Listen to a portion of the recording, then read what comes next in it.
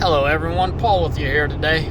Figured I would share my opinion on the full electric pickup truck topic.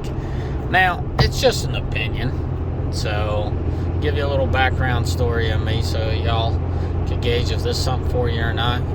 Been in the trucking industry for over a decade. I know there's a lot more of you guys out there that have more experience, but at least you know who's behind the camera. I do 18-wheelers and hot shot. Probably about worked with about 10 18-wheelers and about 20 and some change on the pickup trucks, the hot shot world. So it gives you an idea. So here we go. This whole full electric thing, in my opinion, is a very good idea, but we're not there yet, guys. I honestly think we're nowhere, and what I mean by nowhere near, in the next 5 years, probably in 10-15 years, we'll be there as far as heavy, medium and heavy duty trucks being fully electric. And here's the issue I see with full electric. Electric's very efficient on light duty, in my opinion.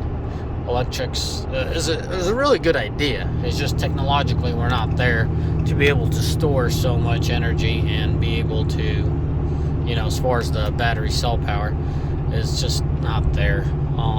A truck that needs to be worked hard is going to burn up a lot of electricity. And the second part to it is as far as the stations, the electric stations, we don't have enough. We're nowhere near being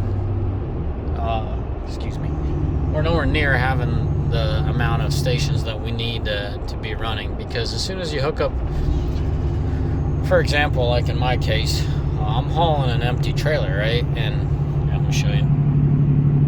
Empty gooseneck, but I mean that alone is 6,000 some change, and the truck has to push, work a little bit, boost a little extra, burn a little bit of extra fuel. Now you hook up this to an electric, probably the difference isn't going to be there as far as acceleration. I can only imagine let me fix the camera. I can only imagine the electric would, have more torque and in a way be less affected by it as far as power goes.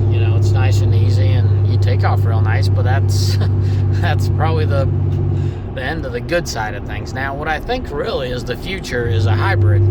I could see these trucks running efficiently, optimizing the exhaust system for diesels, optimizing the tuning on the gasoline. And I can see a really bright future for the hybrids, because not only is the electric motor there to assist and make it better, but you're also there with a combustion engine that you can fuel up at any place, given the time of age we're in right now, or day and age. Sorry guys, I'm horrible at multitasking. Anyways, so a hybrid is really the future. I strongly support the hybrid idea. Hopefully they get their science down and all their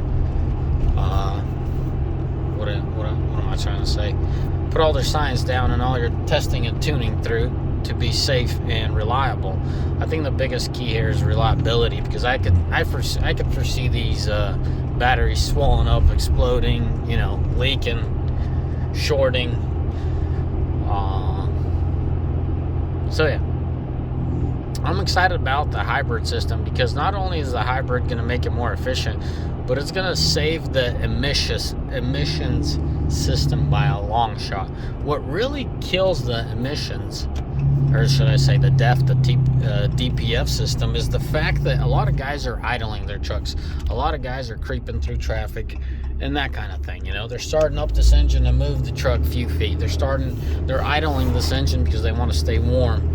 They're, just like this really light duty stuff that the big old engine is running. They're idling and choking itself out because it doesn't have the airflow and the heat that it needs to regen properly. Yeah, it'll high idle, it'll close a valve and it'll run the temps up, but it's never the same.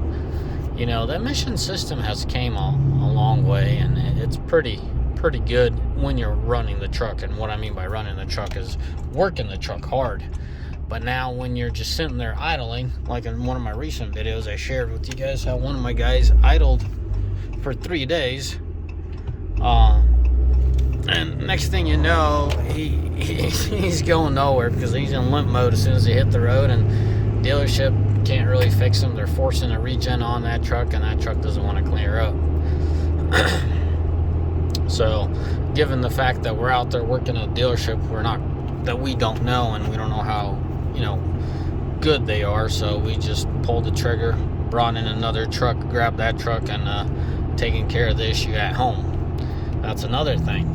You got different techs. Right now, a lot of people are struggling with good help. Well, that affects the dealership as well. You could have, quote-unquote, Mr. Certified here, A through Z, but he has no experience, and he really doesn't know how to pinpoint the issue because the computer doesn't always tell you the issue that you have on hand. Next thing you know, he racked up with the hours. The dealership needs to pay him, so I guess who's paying for it, really? You, the consumer, and it's a big old crap show. So take care of your dealers, take care of your mechanics, take care of people around you. Trust, pay them well, because you're going to need them. You're going to need them, especially with the high-tech equipment now. And I'm talking about this specifically because with these hybrids, with these full electric, it's only going to get worse. It's only going to expedite and make it that much bigger of an issue when you don't have the right set of hands, set of eyes looking at the problem at hand. So I'm going to wrap up this video, try to keep it as short as possible, but that's my stance on it. That's where I think the future is headed. And yes, if Cummins comes out with a hybrid system, I'd really want to get into it and look into it, because it's going to be a good system. It's going to benefit everybody. Obviously, the first few years, there's going to be trial and errors, and there's going to be things that need to get improved. But, yeah, that's that. Oh, well, how about this? Let me show you something. Something I just remembered. In one of my recent videos, I said I went out to rescue a truck because the hubs went out. Well, the guys fixed up the truck, so instead of me taking it off for a test drive, I figured I'd work it locally. I'm doing a local run. Check engine came on, so we need to figure out what that's all about. But yeah, man, this truck's doing phenomenal. It's just chilling and doing its thing. Absolutely love these Ford Gens. Look at that, 424,000 miles, and a lot of you guys are like, holy smokes, that's a lot of miles. Nope. That is not a lot of miles when you compare this truck to the higher mileage trucks we do run and own. But, I got to admit, this is, definitely is higher than half of the average that we have. Let's say the high milers are 600,000-700,000 on them. But, 400 is definitely crested the half mark. And I got quite a few videos, so stay put and keep an eye on the channel. I'm working hard to set some time aside and do this whole YouTube thing. And what I mean by a whole YouTube thing is share my experience with you guys. I've seen quite a few guys go out of business.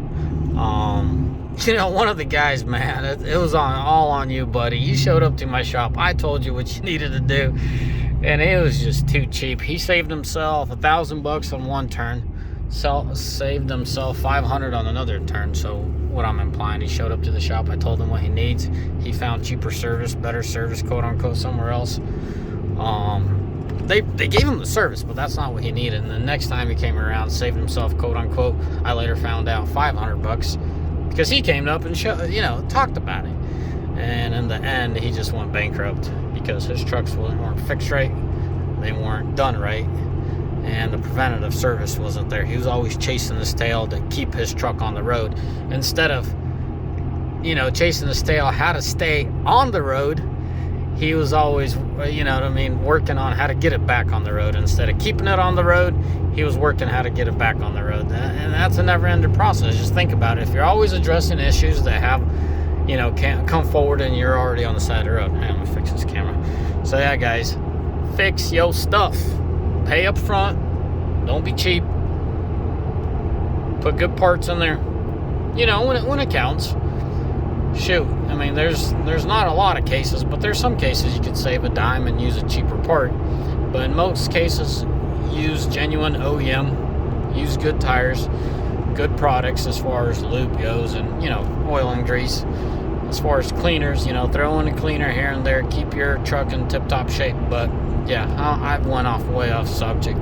But what I was trying to underline with this whole thing is this is the truck that had the hubs done, and this truck is a diesel, and it's 424. I just doubt a gasoline would be getting that kind of mileage as far as longevity and how long this truck has lasted. Anyways, I promise, guys, I'll do more high mileage videos and what all went down. This truck hasn't seen a new tranny or engine, so the engine and tranny's OEM. God, man, I need to wrap up this video. The rear end, I know you guys are going to ask these questions. I know that.